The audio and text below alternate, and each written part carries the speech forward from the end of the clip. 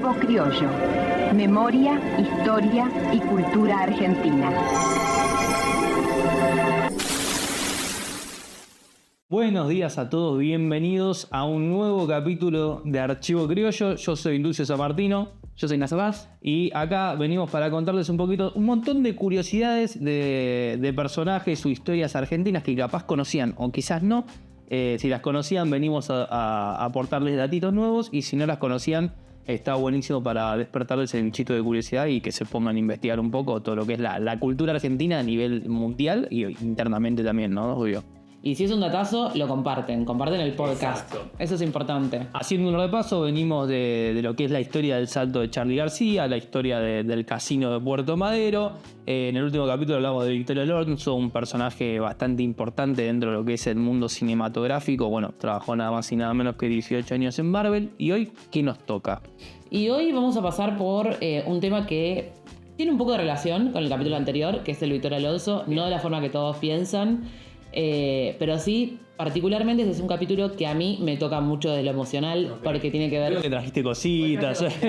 Tiene que ver mucho con la infancia de todos nosotros. Y lo interesante es que no es una persona. No voy a hablar de un suceso, no voy a hablar de un acto político en sí mismo. Bien. Voy a hablar de una nena. Una nena de 6 años. Y conocemos todos de nuestra infancia. ¿Okay? Sí, una nena que se metió con muchas cosas potentes, con la guerra, con la política, con el capitalismo, con el feminismo, con los medios, con la educación, y salió viva. ¿De qué hablamos? Estamos hablando de la mismísima Mafalda. ¿Cómo la quiero, Mafalda? Por favor. Pasame uno de esos para ver. Yo acá quiero que vean, para los que solo están escuchando, en mi mano tengo los tomos originales de Mafalda, del 1 al 10 prácticamente, de mi mamá cuando era chiquita. Quiero ver la historia. No. A mí me emociona mucho esto. Yo a Mafalda la quiero mucho, sí. Pero no vamos a hablar de Mafalda de la forma en la que capaz estamos acostumbrados, sino porque realmente tengo un dato que para mí es alucinante acerca de Mafalda, y es cómo Mafalda fue leída en otros países. Bien. Sabemos todos que Mafalda fue leída en la dictadura, circuló entre exiliados. Como fue mundialmente traducida, digamos. Fue mundialmente traducida.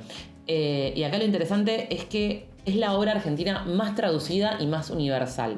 ¿Más que Martín Fierro, por ejemplo? Muchísimo más, básicamente. Es la obra que vendió más ejemplares de Argentina históricamente. Le ganó a todos los escritores argentinos, a todos. Así que nada, ya con eso arrancamos. Es la obra argentina más leída del mundo. Me encanta ese tema. Sí. Una de las cosas también interesantes, me parece importante, y esto lo decimos siempre en los capítulos del podcast, nosotros nos agarramos mucho de bibliografía, de artículos, de análisis que hicieron otros autores. Acá las pruebas. Sí, literal. Y me sorprendió mucho ver que había muchos artículos que venían de Estados Unidos y de Francia. Mirá. Eso ya nos dice algo. También me parece importante decir que para hacer este capítulo vi bastantes veces un documental. Es el último documental que hicieron acerca de Quino. Sí. Lo vi en el Bafisi del 2025. Dura 50 minutos y está coproducido con España. Mirá. O está producido por España, si no me equivoco. Participaron muchos familiares y habla mucho de aparecen fragmentos de la última entrevista que dio Quino antes de fallecer. Mirá. Y ahora que lo nombro, porque estoy dando por sentado que todos lo conocemos y espero que todos lo conozcan, quiero hablar un poco de Quino. Bien.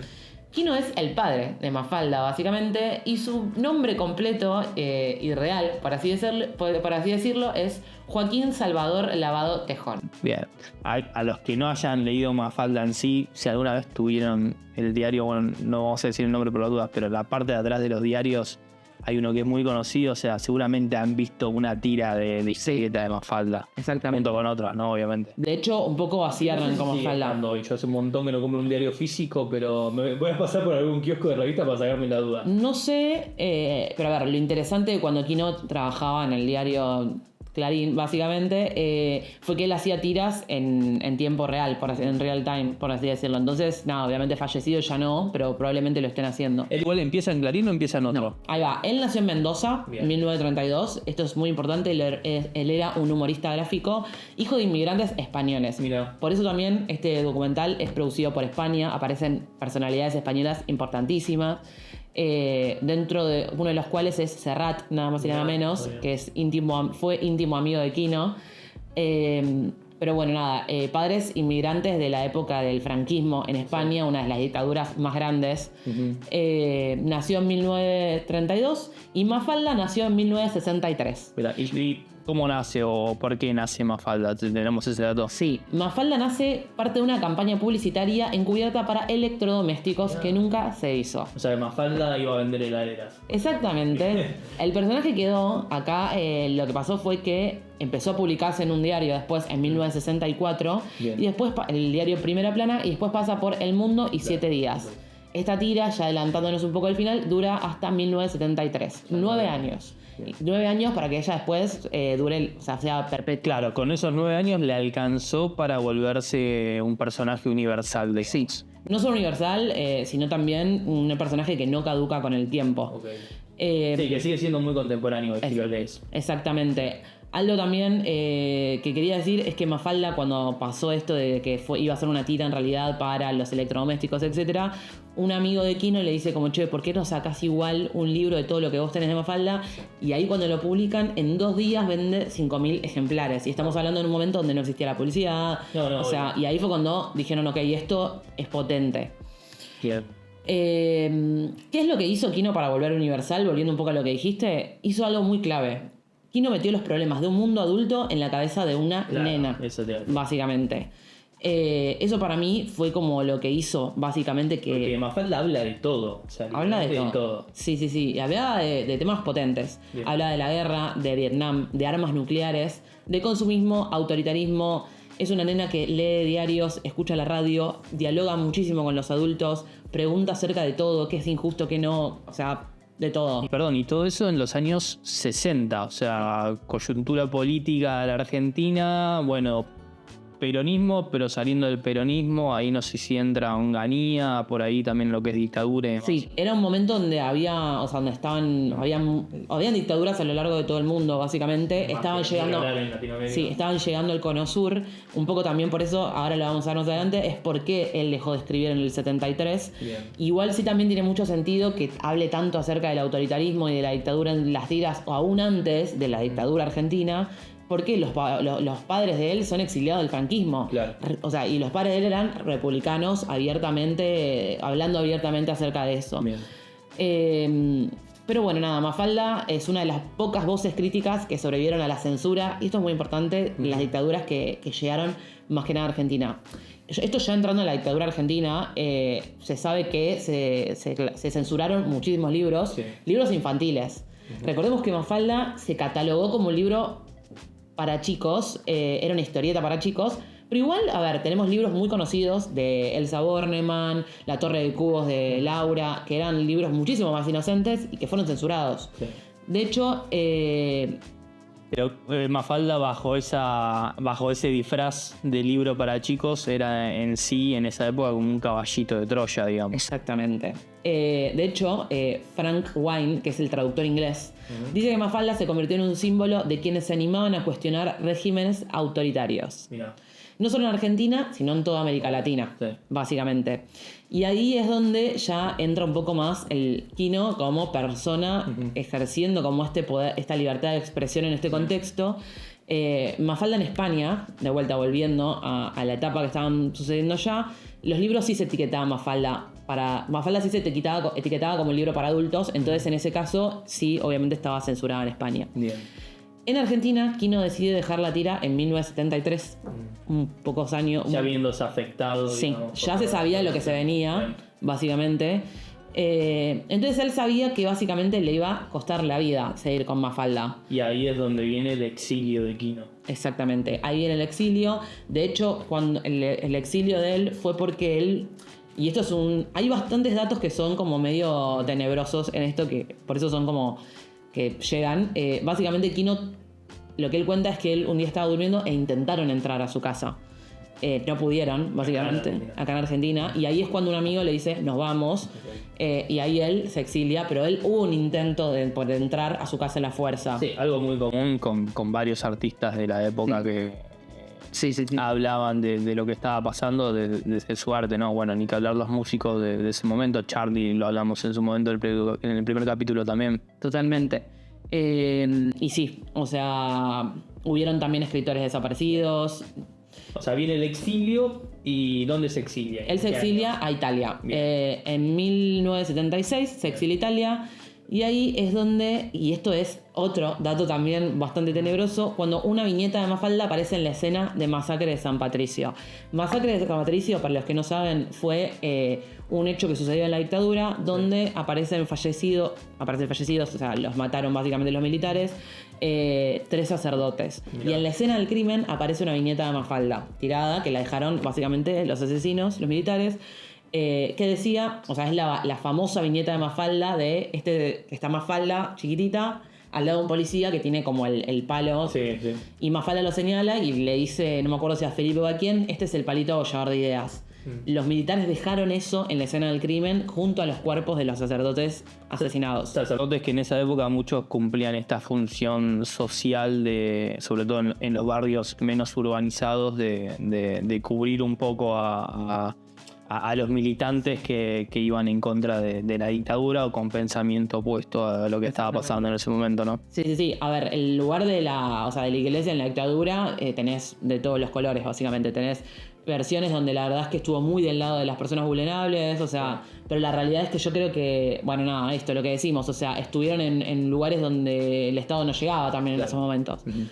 Y bueno, yo yendo una parte un poco más feliz, vamos a ir un poco más feliz, cambiamos un poco el aura. Sí, yo te quería preguntar, porque Mafalda me lo hablas a nivel mundial, o sea, me la imagino en millones y millones de idiomas. Sí. O sea, Mirá, voy a ser muy específica. En los datos factibles se sabe que Mafalda está traducida en más de 25 idiomas. Hay fuentes que dicen que son hasta 28 y algunas hasta 30. Bien. Hay un dato muy curioso, antes de nombrarlas que voy a nombrar, y es que inclusive antes de ser traducida ya estaba traducida ilegalmente en otros países. Mira. Porque, a ver, estamos hablando de que esto ya arrancó hace muchos años, la difusión de Mafalda, pero, claro, lo normal es tener un traductor oficial bajo una imprenta que la lleve a otros países. Bueno, por ejemplo, dicen que en China había llegado traducida ilegalmente. Alguien la traducía y la repartía tipo, en el país. Es como un poco un mito, pero bueno, nada, está hecho en el documental de Kino. Me intriga leer a Mafalda en italiano, por ejemplo. ¿Cómo es la traducción de palito abollador de ideas en italiano? Eso es interesante, es literal. Lo voy a buscar. Sí. De hecho, para mí está muy bueno también buscar porque es interesante cómo hacen las artes etapas según el país. El de chino mandarín está, me adelanto. Bueno, voy a decir primero los idiomas para poder charlar de eso. Algunos de los idiomas que están súper chequeadísimos, obviamente español, italiano, francés, portugués, inglés, chino, japonés, hebreo, guaraní, armenio.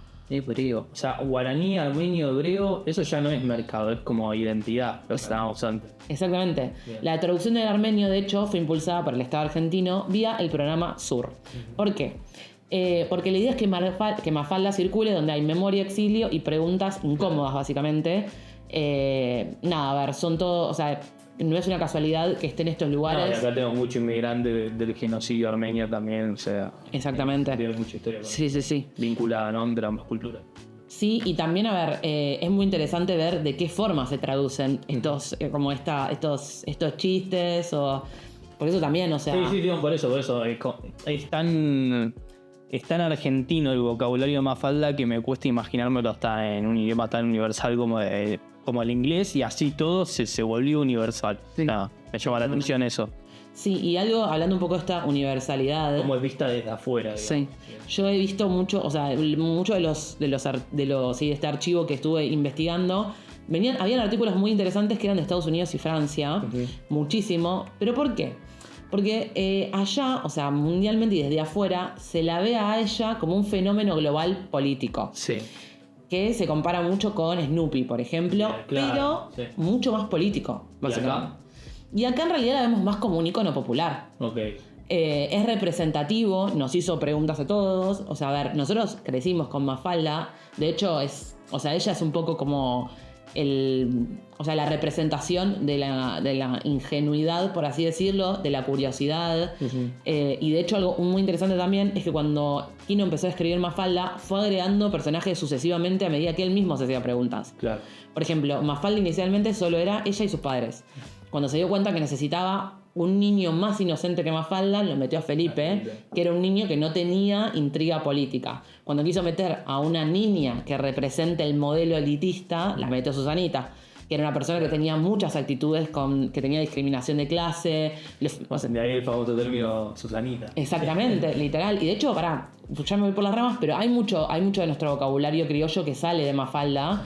Hay uno que es otra vez sopa. Otra vez sopa viene de Mafalda, en realidad.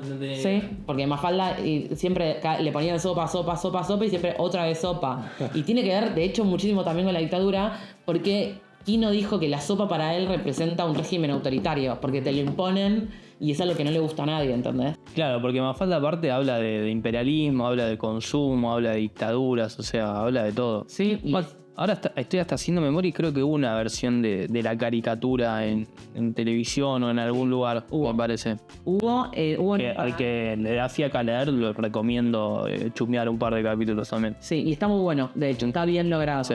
Pero bueno, nada, la realidad es que es esto, nunca subestima al lector, Mafalda. Perfecto. Y ahora sí, como bueno, hablando un poco de los premios que recibió Quino, básicamente recibió muchísimos premios internacionales muy importantes. De hecho, uno de los más importantes es el premio Príncipe de Asturias de Comunicación y Humanidades 2014. Este premio fue controversial porque se le entregó la corona a él, y él, republicano, de hecho hubo como fue un revuelto porque fue tipo, ¿lo va a recibir o no lo va a recibir? Y él dijo, ¿cómo yo no lo voy a recibir si me están reconociendo? Después también recibió Legión de Honor francesa, premios Conex argentino, doctorados honoris causa, reconocimientos en Italia, España, Francia y toda América Latina. ¿Y Quino cuándo fallece? Bueno, Quino fallece hace bastante poco, básicamente, sí, el 30 de septiembre de 2020. Mirá, 6 años, nada. Hace 6 años y un día después de cumplirse 56 años de la primera publicación de Mafalda. La vida. La vida.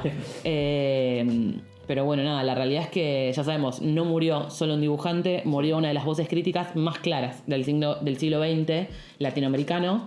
O sea, la recomendación de este capítulo básicamente es que terminen de escucharlo y vayan a releer Mafalda si no lo hicieron.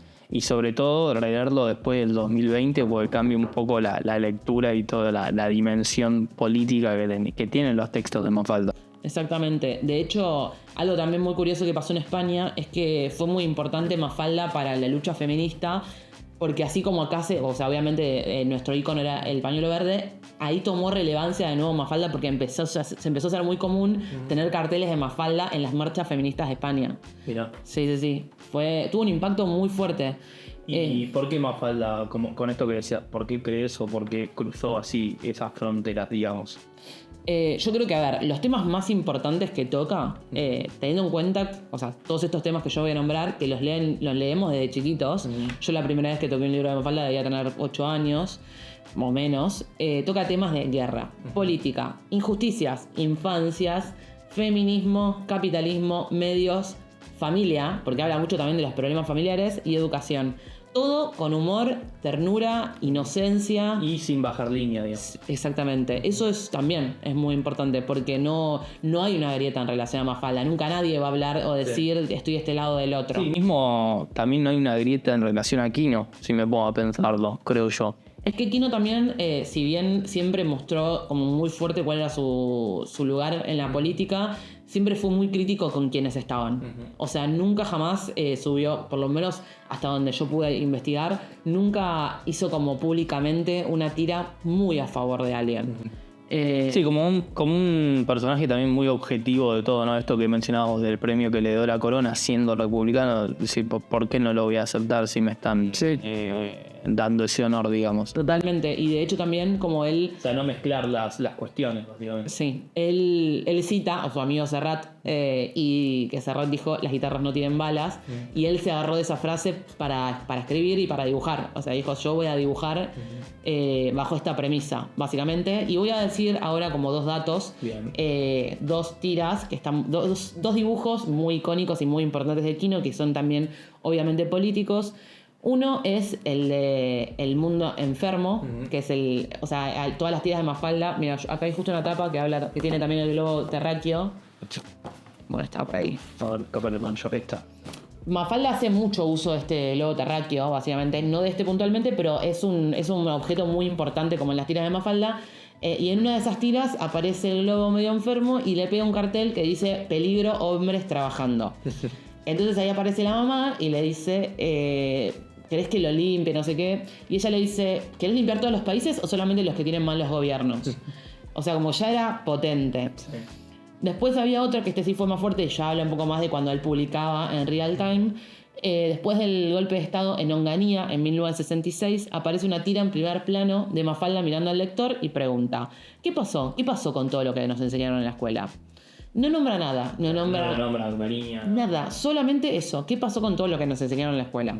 Ese es el golpe de estado que venía diciendo, que Sí. creo que es el que derroca a Perón. Capaz me estoy equivocando, capaz no, pero viene por ahí. Ok, y ahora quiero saber vos, ¿qué es lo que aprendiste de todo esto que yo te conté hoy? Hoy entendí algo, que es que Mafalda no explica el mundo, sino como que lo pone en evidencia, digamos. Sí. Y me despertó la curiosidad por volver a leerla. Además, tengo un libro que recala un montón de las historietas de Quino, que fue una edición que sacó, creo, el diario La Nación o Clarín en su momento.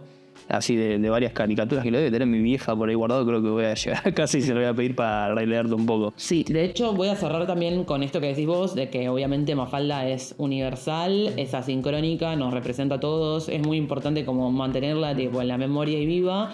Con algo también que me olvidé, que me parece que está bueno decir, y es que Quino dijo públicamente que Mafalda no iba a crecer, por así decirlo, y que, o sea, esto antes de fallecer, él dijo: yo nunca voy a retratar a Mafalda de adulta, porque si Mafalda hubiese crecido, hubiese sido una desaparecida dictadura. Una analogía muy distinta a algo similar a lo que pasa con los Simpsons, Sí. por ejemplo. Que si bien hay un par de capítulos donde lo vemos grande, con Mafalda no sucede. Literal. O sea, Mafalda sí, crece unos años, creo que llega de los 6 a los 9, pero él dijo públicamente esto que digo. O sea, si Mafalda hubiese sido un adolescente, en dictadura hubiese desaparecido.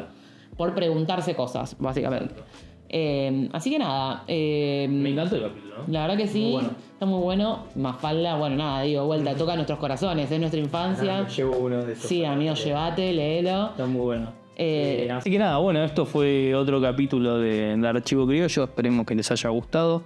Me encantó la verdad. Así que me voy con ganas de releer Mafalda. Voy a ver el documental. Bien, bien, Lo bien. veo. Quinografía se llama. Quinografía. Está gratis en internet. Bien, a buscarlo. A buscarlo. Así que, bueno, yo soy Lucio Samartino. Yo soy Nasa Paz. Esto fue Archivo Criollo y nos vemos en el próximo capítulo con más curiosidades. Ya veremos qué es. Bueno, chao. Beso grande.